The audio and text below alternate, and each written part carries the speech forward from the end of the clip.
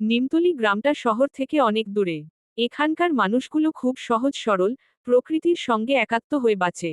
এই গ্রামেই থাকত রঘু, একজন দরিদ্র কৃষক, যাকে গ্রামের সকলে বলতো মাটির মানুষ রঘু। রঘুর জীবনে অনেক কষ্ট ছিল। জমি বলতে এক চিলতে খণ্ড, তা দিয়েই সে কোনোমতে নিজের স্ত্রী আর ছেলেমেয়েদের নিয়ে বেঁচেছিল। সকালে সূর্য ওঠার আগেই সে মাঠে চলে যেত, ফিরে আসত সন্ধ্যায়। তবুও তার মুখে কখনো বিরক্তি দেখা যেত না। সব সময় হাসিমুখে থাকত। গ্রামে যখন কারো সমস্যা হতো, তখন সবার আগে রঘুই পাশে দাঁড়াত।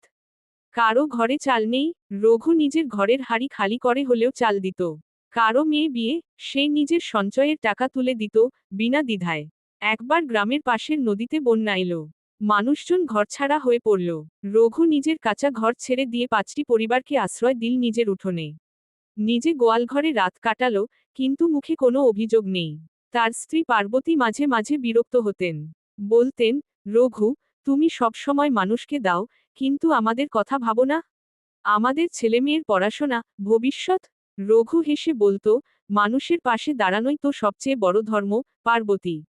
ওরা ভালো থাকলে আমরাও একদিন ভালো থাকব। এভাবেই চলছিল। হঠাৎ একদিন খবর এলো, রঘু অসুস্থ। ডাক্তার বললেন, তার ফুসফুসে সমস্যা। শহরে চিকিৎসা করতে হবে। কিন্তু টাকা কোথায়? গ্রামের মানুষ যেন থমকে গেল। রঘু তো তাদের সকলের আশ্রয়। তখন যা ঘটল, তা ছিল অবিশ্বাস্য। গ্রামের মানুষ একে একে এগিয়ে এল।